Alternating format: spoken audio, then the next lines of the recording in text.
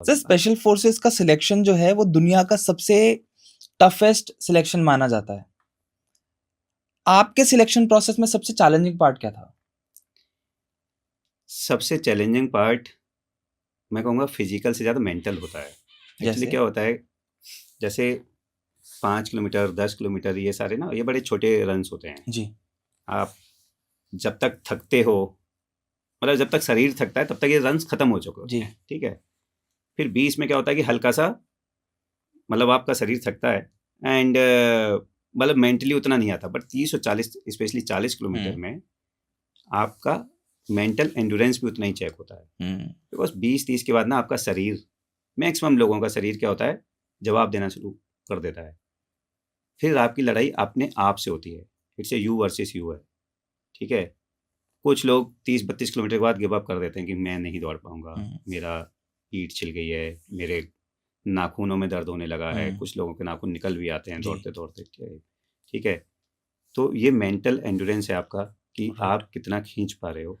And probation में, हर probation में उसी चीज़ को चेक किया जाता है कि आप मेंटली कितने स्ट्रांग हो, कितने ताकतवर हो, कि क्या आप अपने आप को, बिकॉज एसएफ की जो टीम होती है बहुत छोटे उसमें ऑपरेट करती है, बहुत बड़े में नहीं करती। तो आपके साथ में आपका जो 6 लोगों की टीम गई, 5 लोगों की टीम गई, क्या आप उनके साथ अपने अपने साथ में उनका भी ध्यान रख पाओगे? उस चैलेंजिंग सिचुएशन में आप सर्वाइव करोगे?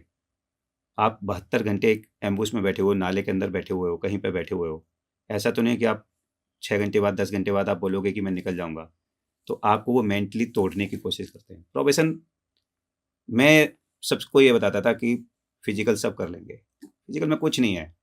आप, अगर मैं 40 दौड़ सकता हूँ, आप भी 40 दौड़ सकते हो सकता है कि आप पहली बार दौड़ोगे तो शायद टाइम है, जो सबसे पहले आप जहाँ रुकोगे ना, वो आप दिमागी रूप से रुक जाओगे। लगा भाई ध्रुव पागल हो गया, साला थक गया, पैर थक गए हैं, क्यों कर रहा है? सूल गए हैं, क्यों कर रहा है, कोई ज़रूरत नहीं है, ठीक है। नौकरी चल तो रही थी, अभी चलता हूँ मैं वापस पॉडकास्ट रिकॉर्ड करता हूँ, कहाँ पागलों की तरह दौड़ रहा हूँ। सब सबके साथ वही होता है। I think that's the biggest reason why some of the candidates who opt for special forces वो बीच में ही ड्रॉप आउट कर जाते हैं। और यस, वो उनका ये होता है कि यार अच्छी खासी चल तो रही थी, क्यों एसएफ के चक्कर में पड़ना है।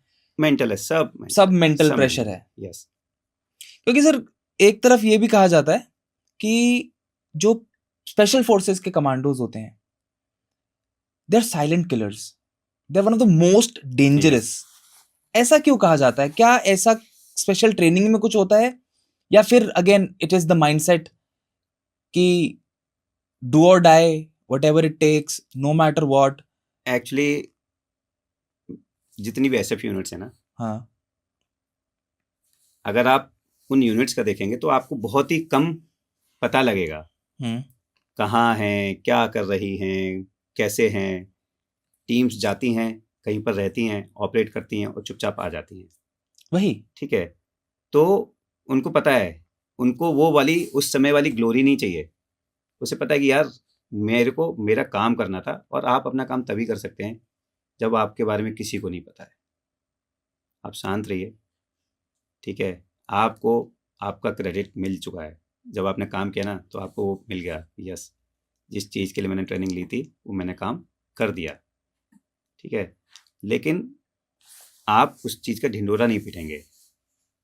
तो इसीलिए बहुत सारे यूनिट्स हैं जिनके बारे में, ऑपरेशंस के बारे में आपको पता ही नहीं लगेगा। वो बिल्कुल साइलेंटली आएंगे, काम होगा और चले जाएंगे। एंड यही खूबी है स्पेशल फोर्सेस की।